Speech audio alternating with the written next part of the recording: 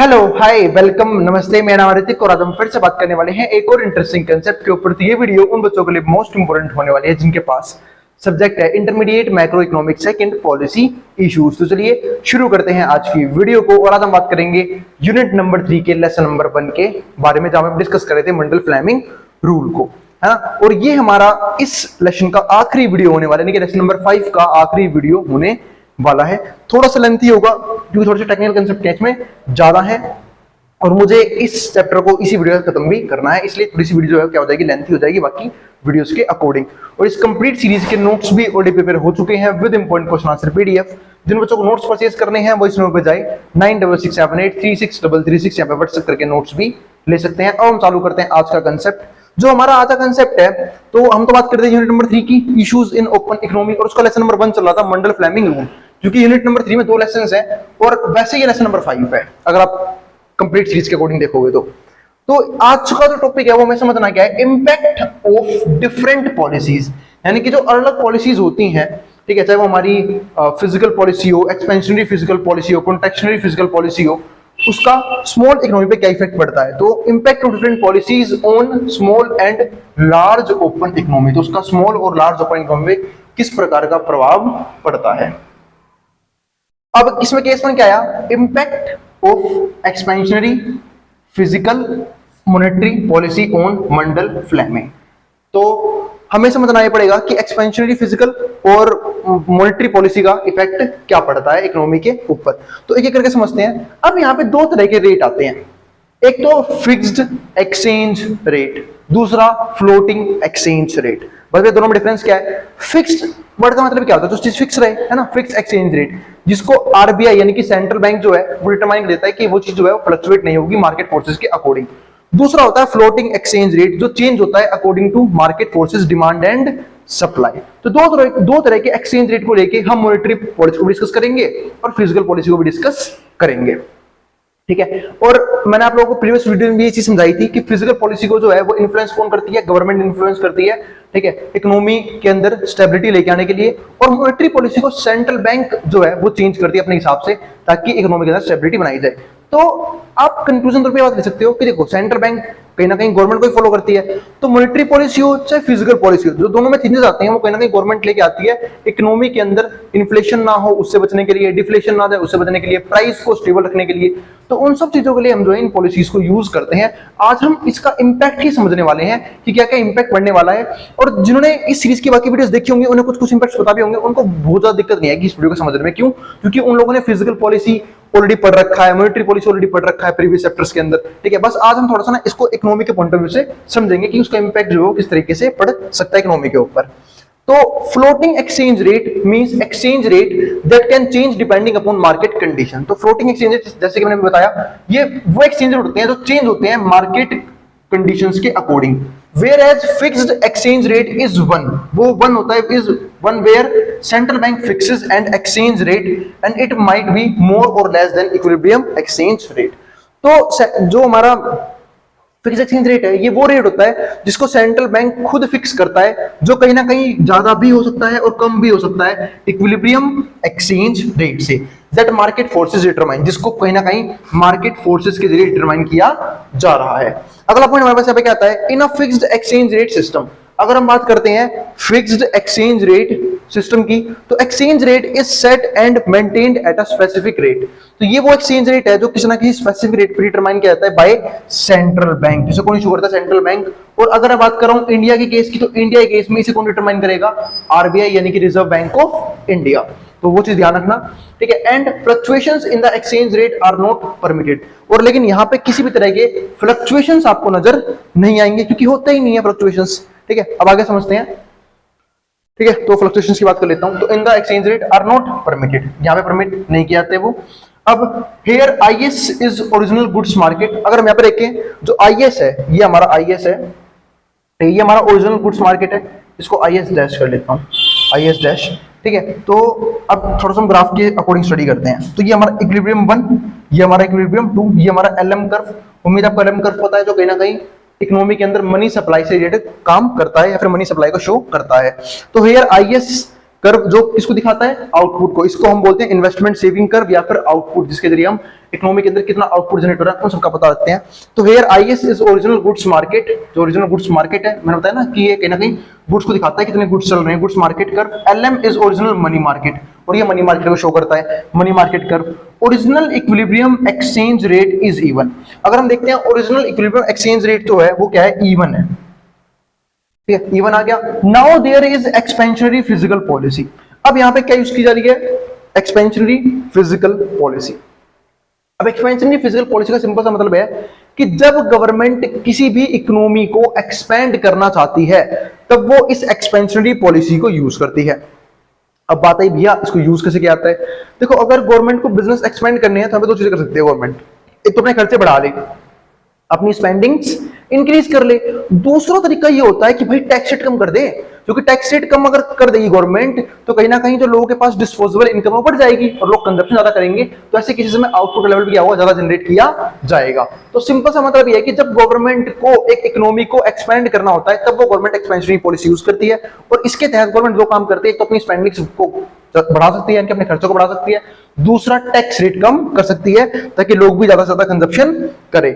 तो expansionary fiscal policy in small open economy, एक small open economy में, then IS shift parallel to right, IS dash कर लेते हैं इसे, तो आईएस जो कर्व है वो आईएस डैश स्टार तक शिफ्ट कर जाएगा, मतलब ये नया बन जाएगा हमारा आईएस कर्व, ये हमारा नया इन्वेस्टमेंट सेविंग कर्व है, नया गुड्स मार्केट कर्व है, ठीक है। The revised equilibrium exchange rate is denoted by E2, अब ये हमारा बन गया रिवाइज्ड इक्विलिब्रियम, यानी कि एक नया इक्विलिब्रियम, हमारा इक्विलिब्रियम यहाँ पे क्या कर गया, शिफ्ट कर गया। इसको मैं भी कह सकते हैं कि शिफ्ट इन इक्विलिब्रियम किस तरीके से होता है एक स्मॉल इकोनॉमी के अंदर, signifying an appreciation of domestic currency, और जो कहीं ना कहीं ये शो कर रहा है कि हमारी डोमेस्टिक करेंसी की वैल्यू जो है वो क्या हो रही है, एप्रिशिएट हो रही है। तो this appreciation leads to decline in net exports, लेकिन अगर ये एप्रिसिएशन हुआ है हमारी इकोनॉमी के अंदर तो नेट एक्सपोर्ट कहीं ना कहीं कम होगा। उसका एक मेन रीजन ये है कि लोगों को चीजें हमारी महंगी लगेंगी, और जब फॉरेन कंट्री को लगे कि भाई हमारे जो गुड्स हैं वो हमारे गुड्स हमारी सर्विसेज में महंगी पड़ रही हैं तो वो उसे बाय करना कम कर देंगे, तो उसका इंपैक्ट हमारे पास ये पड़ेगा, ठीक है। तो signifying an appreciation of domestic currency, this appreciation leads to decline in net export, अब नेट एक्सपोर्ट कम होगा, resulting in equilibrium output remain unchanged, तो इसकी वजह से क्या होगा, जो इक्विलिब्रियम आउटपुट है वो हमारा अनचेंज्ड रहेगा, यानी किसी प्रकार का चेंज नहीं आएगा। यानी कि मैं कह सकते हैं कि डबल इफेक्ट बढ़ रहा है, एक तरफ हमारा जो गवर्नमेंट स्पेंडिंग बढ़ा रही है, गुड्स बढ़ा रही है, टैक्स रेट कम कर रही है, एक्सपेंशनरी पॉलिसी यूज कर रही है, जिसकी वजह से आउटपुट लेवल बढ़ेगा, लेकिन दूसरी तरफ करंट करेंसी का एप्रिसिएशन भी होगा जिससे नेट एक्सपोर्ट कम हो जाएगा, तो कहीं ना कहीं जो इफेक्ट है ना वो क्या हो जाएगा, काउंटर बैलेंस हो जाएगा। यानी कि अगर रियलिटी में देखा जाए तो किसी प्रकार का चेंज यहाँ पे नहीं आएगा, आउटपुट जो है वो हमारा क्या रहेगा, अनचेंज्ड रहेगा। The rise in aggregate demand due to an increase in government expenditure, और जो एग्रीगेट डिमांड बढ़ेगा वो बढ़ेगा भी क्यों, क्योंकि भाई यहाँ पे इंक्रीज हो रहा है गवर्नमेंट का एक्सपेंडिचर, अब गवर्नमेंट अपने खर्चे बढ़ा रही है, यानी गवर्नमेंट जो है कहीं ना कहीं गुड्स फालतू जनरेट करेगी, सर्विस ज्यादा जनरेट करेगी, पब्लिक फैसिलिटी ज्यादा देगी, जिसके चक्कर में एग्रीगेट डिमांड बढ़ेगा तो जरूर, लेकिन भाई नेट एक्सपोर्ट कम भी तो हो रहा है, और जब नेट एक्सपोर्ट कम होगा, जैसे यहाँ पे लिखा भी मैंने, counter balance by the decrease in net export, अब जो नेट एक्सपोर्ट कम हो गया तो कहीं ना कहीं ये जो है वो आउटपुट के लेवल को क्या कर देगा, वापस वहीं लाके पटक देगा।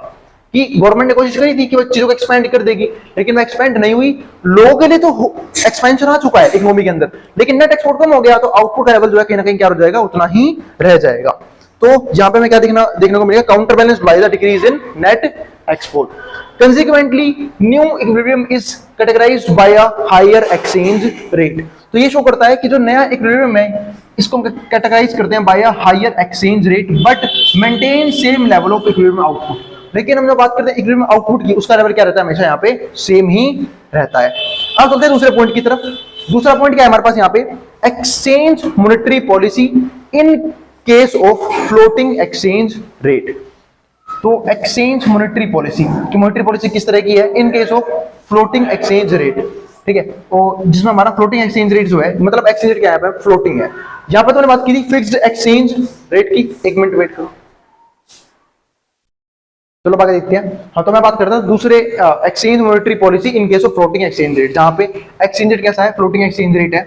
अब ये देखो, ये उसका आ गया हमारा ग्राफ। तो ये नॉमिनल एक्सचेंज रेट, ये हमारा E1, ये हमारा E2, ये हमारा Y1, ये हमारा Y2 यानी कि आउटपुट का लेवल, और ये हमारा वही मनी मार्केट का कर्व, एक LM एक LM डैश। तो Here IS dash is original goods market curve। तो यहाँ पे जो IS dash है ये हमारे पास क्या है, ओरिजिनल गुड्स मार्केट कर्व है, यानी कि ओरिजिनली गुड्स कितने प्रोड्यूस हो रहे हैं। And LM is original money market curve, ठीक है। और जो LM है वो क्या है, ओरिजिनल मनी मार्केट कर्व है, यानी कि देखो ये हमारा ओरिजिनल मनी मार्केट कर्व। और ये हमारा फिर क्या बना, हमारा जहां पे तो इंटरसेक्ट कर रहे हैं ये बना हमारा इक्विलिब्रियम पॉइंट, वो भी पहला इक्विलिब्रियम पॉइंट E1, ठीक है। Now there is there expansionary monetary policy. अगर हम यहाँ पे एक्सपेंशनरी मॉनेटरी पॉलिसी यूज कर रहे हैं, यानी कि मॉनेटरी पॉलिसी को भी अगर यहाँ पे एक्सपेंड कर रहे हैं, अब जब हम मॉनेटरी पॉलिसी को एक्सपेंड करेंगे इसका सिंपल सा मतलब पता है क्या होता है कि मनी सप्लाई को इंक्रीज करना है, यानी कि मनी सप्लाई को हमें चेंज करना पड़ेगा। यहाँ पे हम आउटपुट लेवल को चेंज करने की कोशिश कर रहे थे क्योंकि यहाँ पे गवर्नमेंट फिजिकल पॉलिसी यूज कर रही थी, यहाँ पे हम मॉनेटरी पॉलिसी यूज कर रहे हैं। और मॉनेटरी पॉलिसी में आपको बताया था कि गवर्नमेंट जो है वो कहीं ना कहीं मनी सप्लाई को इंक्रीज या डिक्रीज करती है अकॉर्डिंग टू उस इकोनॉमी के अंदर एक्सपेंशन लेके आना है या कॉन्ट्रैक्शन लेके आना है। मतलब सपोज करो इकोनॉमी के अंदर डिफ्लेशन है, डिफ्लेशन के केस में गवर्नमेंट जो है वो एक्सपेंशनरी मॉनेटरी पॉलिसी यूज करती है, यानी कि इंटरेस्ट रेट को कम करती है। इंटरेस्ट रेट जब कम करेगी तो सिंपल सी बात है मनी सप्लाई क्या हो जाएगी, अपने आप ही बढ़ जाएगी। और जब मनी सप्लाई बढ़ेगी तो जो हमारा LM है वो LM से LM डैश की तरफ शिफ्ट कर जाएगा, और जब वो यहां शिफ्ट करेगा ये हमारा बनेगा दूसरा इक्विलिब्रियम पॉइंट, यानी कि E2, ठीक है, E2। अब ये देखो, तो now if there is expansionary monetary policy in small open economy then LM star shift parallel to right to LM dash. तो जो LM स्टार है वो LM डैश स्टार की तरफ शिफ्ट कर जाएगा। Revised equilibrium exchange rate is IS depend as E2। जो हमारा नया इक्विलिब्रियम एक्सचेंज रेट है वो कौन सा बन जाएगा, हमारा E2 पे शिफ्ट कर जाएगा। जो मैंने डिफाइन कर ही दिया था कि E1 से कहा जाएगा E2 की तरफ, क्योंकि मनी सप्लाई जो है बढ़ चुकी है, indicating a depreciation of domestic currency. लेकिन जब भी मनी सप्लाई बढ़ती है इकोनॉमी के अंदर, ये चीज ध्यान रखना कि उस टाइम पे डोमेस्टिक करेंसी की वैल्यू कम होती है, यानी कि डेप्रिसिएशन आता है डोमेस्टिक करेंसी केस में। यहाँ तो एप्रिसिएशन आ रहा था बट वहां पे डेप्रिसिएशन आ रहा है। This depreciation leads to an increase in net export. अब यहाँ पे क्या होगा, नेट एक्सपोर्ट इंक्रीज करेगा। उसका एक मेन रीजन ये है नेट एक्सपोर्ट के इंक्रीज करने का, क्यों, क्योंकि अब लोगों को हमारे गुड्स चीप लगेंगे, सस्ते लगेंगे, लोग उन्हें बाय करेंगे, resulting in a higher level of equilibrium output, जिसके चक्कर में higher level of equilibrium output की तरफ हम क्या कर सकते हैं, जा सकते हैं, यानी कि आउटपुट का लेवल एक्चुअल में यहां पे इंक्रीज करेगा। Consequently the new equilibrium is categorised by a lower exchange rate. तो यहां पे हमारा एक्सचेंज रेट कम हो चुका है। एक्सचेंज रेट कम क्यों हुआ, क्योंकि सिंपल सी बात है, यहाँ पे जो है लोगों को हमारे गुड्स चीप लग रहे हैं, लोग एग्रीगेट डिमांड इंक्रीज कर रहे हैं, और हमारी कंट्री भी क्या हो रही है, डेप्रिशिएट हो रही है मनी सप्लाई के इंक्रीज करने की वजह से। And an elevated level of equilibrium output, और यहाँ पे इक्विलिब्रियम आउटपुट का जो लेवल है वो क्या हो रहा था, इंक्रीज कर रहा था। मतलब यहाँ पे इंक्रीज करेगा एक्चुअल में इक्विलिब्रियम आउटपुट का लेवल। यहाँ पे सिर्फ हमें लगता है, पर यहाँ पे काउंटर बैलेंस हो जाता है, क्योंकि इकोनॉमी के अंदर तो बढ़ जाता है अपनी इकोनॉमी के अंदर, लेकिन फॉरेन गुड्स जब हम एक्सपोर्ट करते हैं वो कम हो जाता है, जिसकी वजह से यहाँ पे तो काउंटर बैलेंस हो जाता है फिजिकल पॉलिसी के केस में। मतलब अगर हम यहाँ पे अगर हम एक्सपेंड करने की कोशिश कर रहे थे आउटपुट लेवल को, तो वहां पे ज्यादा एक्सपेंड हम नहीं कर पा रहे थे, लेकिन यहाँ पे एक्चुअल में एक्सपेंशन हो रहा है, क्योंकि यहाँ पे मेन रीजन ये है कि हमारे करेंसी की वैल्यू डेप्रिशिएट हो गई, जिसके चक्कर में लोग हमारे गुड्स और हमारी सर्विसेज सस्ती लग रही है और लोग उसे बाई कर रहे हैं। तो जिस चीज का इंपैक्ट हमारे पास यहाँ पर देखने को मिला, तो ये हो गया उसका कर्व। अभी हम बात करेंगे किसके बारे में, एक तो expansionary fiscal policy, fixed exchange rate. अब तक हमने बात करी थी फ्लोटिंग एक्सचेंज रेट की, अब हम बात करेंगे फिक्स्ड एक्सचेंज रेट के अकॉर्डिंग क्या क्या चेंजेस आती है, और expansionary fiscal policy, fixed exchange rate, ठीक है। तो ये सब हम डिस्कस करने वाले हैं। एक मिनट में फिजिकल या मॉनेटरी पॉलिसी आएगा, ठीक है, मॉनेटरी आएगा, मॉनेटरी पॉलिसी, ठीक है। तो अभी देखेंगे, पर पहले मैं इसको एक्सप्लेन करूंगा, उसके बाद देखेंगे। तब तक के भाई जिसको ज्यादा जो भी उतारना उतार सकता है, मैं हट रहा हूं बोर्ड के सामने से। उसके बाद जब मैं इस ग्राफ के एक्सप्लेनेशन लिख दूंगा तो हम इसको समझने की कोशिश करेंगे।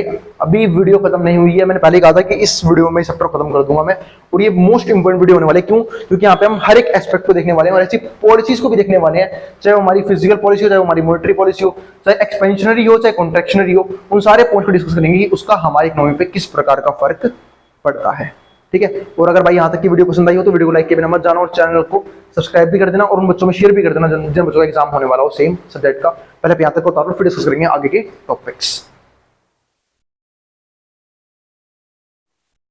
तो फिर अब हम आगे दो पॉलिसीज देखते हैं, ठीक है। एक तो हमारे पास यहाँ पे है ए पॉलिसी। ए पॉलिसी क्या है, expansionary fiscal policy in case of fixed exchange rate. अब तक हमने दो पॉलिसी की बात करी, चाहे वो हमारी एक्सपेंशनरी हो, चाहे वो हमारी एक्सपेंशनरी फिजिकल पॉलिसी हो, चाहे वो हमारी एक्सपेंशनरी मॉनेटरी पॉलिसी हो, दोनों को हमने डिस्कस तो किया, लेकिन डिस्कस किया फ्लोटिंग एक्सचेंज रेट के हिसाब से। अब जो हम दोनों केस डिस्कस करेंगे वो हम करेंगे यहाँ पे, चाहे वो हमारा एक्सपेंशनरी फिजिकल पॉलिसी हो, चाहे वो एक्सपेंशनरी मॉनेटरी पॉलिसी हो, दोनों को डिस्कस करेंगे हम यहाँ पे फिक्स्ड एक्सचेंज रेट के हिसाब से। तो चलो एक करके देखते हैं। तो expansionary fiscal policy in case of fixed exchange rate, तो ये हमारा उसका हो गया डायग्राम, है ना। ये E1 हमारा इनिशियल इक्विलिब्रियम, E2 हमारा नया इक्विलिब्रियम। तो इस डायग्राम के अकॉर्डिंग हमें एक चीज दिख रही है, यहाँ पे हमारा है नॉमिनल एक्सचेंज रेट, कि एक्सचेंज रेट के हिसाब से आउटपुट के लेवल पे क्या चेंज आ रहा है। तो हम अगर यहाँ पे देखें तो जो हमारी मनी सप्लाई है वो यहाँ पे क्या हो चुकी है, E1 में कितनी थी हमारी money supply, E1 money supply हमारे पास क्या है, यहाँ पे है।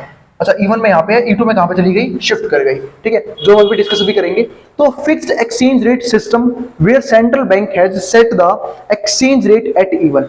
तो फिक्स्ड एक्सचेंज रेट सिस्टम वो सिस्टम होता है जहां पे कहीं ना कहीं सेंट्रल बैंक एक्सचेंज रेट को फिक्स रखता है, जो मैंने डिस्कस किया भी था पहले भी, कि यहाँ पे जो है वो डिमांड एंड जो सप्लाई है, यानी कि जो मार्केट फोर्सेस है, उसका एक्सचेंज रेट पे किसी भी तरह का फर्क नहीं पड़ता है। तो वही चीज यहाँ पे है। तो fixed exchange rate system where central bank has set the exchange rate at even if the government of small open economy opts for expansionary fiscal policy। तो अगर यहाँ पे गवर्नमेंट जो है वो expansionary fiscal policy को यूज करना चाहती है तो IS curve shift to the right. तो जो IS कर्व कहाँ हो जाएगा, राइट की तरफ शिफ्ट कर जाएगा। इसको मान लेते हैं IS, इसको मान लेता हूँ IS डैश, क्योंकि मैंने आपको हमेशा बताया था कि एक्सपेंशनरी पॉलिसी के केस में गवर्नमेंट यहाँ पे बिजनेस को एक्सपेंड करना चाहती है, गवर्नमेंट इकोनॉमी को एक्सपेंड करना चाहती है, इसलिए एक्सपेंशनरी पॉलिसी यूज करती है। इसके लिए वो दो मेथड्स यूज करते हैं जनरली। एक तो पहला क्या कि मनी सप्लाई को इंक्रीज करेगी ताकि लोग जो है वो कहीं ना कहीं एग्रीगेट डिमांड ज्यादा कर पाए। और वो कैसे कर सकती है, टैक्स रेट को कम कर दे, क्योंकि जब टैक्स रेट कम हो जाएगा तो सिंपल सी बात है लोग की डिस्पोजेबल इनकम बढ़ जाएगी, लोग की इनकम बढ़ने की वजह से लोग गुड्स एंड सर्विस ज्यादा कंज्यूम करेंगे, यानी कि एग्रीगेट डिमांड राइज कर जाएगा। दूसरा काम और कर सकती है कि जो खुद की स्पेंडिंग है, यानी कि गवर्नमेंट की जो स्पेंडिंग है वो यहाँ पे गवर्नमेंट इंक्रीज कर सकती है, तो ये भी एक जरिया बन जाता है हमारे पास यहाँ पे। तो IS curve shift to the right becoming IS dash in a floating exchange rate would appreciate to E2। तो अब यहाँ पे जो एक्सचेंज रेट है वो कहां तक बढ़ जाता है, E2 तक बढ़ जाता है। तो एक्सचेंज रेट हमारा E1 से कहां पहुंच गया, E2 पे पहुंच गया, ये एक्सचेंज रेट बढ़ चुका है। As exchange rate in foreign exchange market rises to E2 arbitrage activities come into play. तो बहुत सी एक्टिविटीज होती है इसके against, these actions leads to increase in money supply. अब इस चीज से क्या होगा, मनी सप्लाई बढ़ेगा, जिसका जिक्र मैंने अभी भी किया था ऑफ डोमेस्टिक करेंसी, हमारी डोमेस्टिक करेंसी का, ठीक है। Until rate set by central banks, सही बोल रहा हूं ना, until exchange rate in foreign exchange market aligns with rate set by central bank.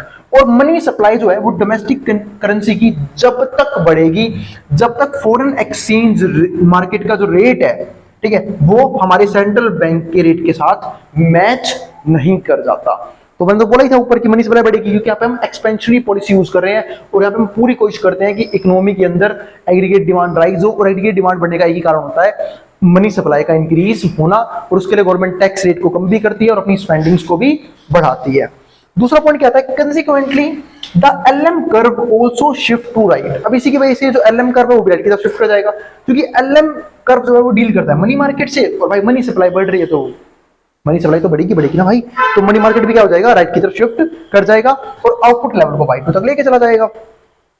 तो consequently the LM curve also shift to the right and at new equilibrium exchange rate remains unchanged। लेकिन जो नया equilibrium है जिसको हम क्या बोलते हैं E2, जहां पे जो हमारा एक्सचेंज रेट है वो अनचेंज रहेगा, unlike fixed exchange rate policy. तो अगर हम बात करें पे फिक्स एक्सचेंज रेट पॉलिसी की, तो where there is a change in exchange rate, तो वहां पे चेंज नजर आया, and no alteration in equilibrium output, लेकिन यहाँ पे इक्विलिब्रियम आउटपुट में किसी प्रकार का फर्क नहीं पड़ा, ठीक है। तो in this scenario equilibrium output increases while maintaining same exchange rate. तो इस केस में जो हमारा इक्विलिब्रियम आउटपुट है वो यहाँ पे बढ़ गया Y1 से Y2, लेकिन एक चीज जो है वो यहाँ पे क्या रही, इंक्रीज नहीं हुई। तो equilibrium output increases while maintaining same exchange rate, लेकिन वो मेंटेन क्या कर रही है, सेम लेवल का एक्सचेंज रेट, क्योंकि हम बात किसकी कर रहे हैं, फिक्स्ड एक्सचेंज रेट की, ठीक है। तो बात भी यहाँ पे एक्सचेंज रेट ये बढ़ कौन सा रहा था E1 से E2, भाई ये नॉमिनल एक्सचेंज रेट है, ठीक है, लेकिन जो सेंट्रल बैंक ने डिटरमाइन कर रखा है वो एक्सचेंज रेट यहाँ पे क्या रहेगा, फिक्स ही रहेगा। दूसरा जो आता है ना वो आता है expansionary monetary policy in case of fixed exchange rate. अब हम बात करेंगे कि मॉनेटरी पॉलिसी में क्या चेंज आता है, कैसे हम एक्सपेंशनरी मॉनेटरी पॉलिसी यूज करते हैं फिक्स्ड एक्सचेंज रेट के केस में। इसको हम बोलते हैं इम्पॉसिबल ट्रिनिटी। अब इम्पॉसिबल ट्रिनिटी क्या होता है, पहले तो ये डिस्कस करके आते हैं ना, क्योंकि हमें पता होना चाहिए ना इम्पॉसिबल ट्रिनिटी का मतलब क्या है। तो impossible trinity in economics also known as the policy trilemma, जिसको हम क्या बोलते हैं, ट्राइलेमा बोलते हैं। ठीक है, अभी क्या दिक्कत है वो समझते हैं। और भाई डायलेमा सुना, भाई ट्राइलेमा भी होता है, बिल्कुल होता है। और Mundell Fleming trilemma states that country can not simultaneously maintain a fixed exchange rate. तो जो कंट्री है वो कहीं ना कहीं एक साथ जो है वो सब कुछ नहीं कर सकती। वो चाहती क्या है कि एक फिक्स्ड एक्सचेंज रेट मेंटेन हो, पर फ्री कैपिटल मूवमेंट भी होना चाहिए, यानी कि मनी सप्लाई भी इंक्रीज होनी चाहिए, and pursue an independent monetary policy, और जो इंडिपेंडेंट मॉनेटरी पॉलिसी है वो भी लगनी चाहिए। तो ऐसा पॉसिबल नहीं होता। मैंने लास्ट में पॉइंट लिख भी दिया है, choosing two of these goals, अगर हम इनमें से किसी भी दो गोल्स को फोकस में लेके आते हैं, means third one is unattainable, यानी कि तीसरा हम अटेन नहीं कर पाएंगे। ये होता है हमारा जबरदस्त पॉइंट।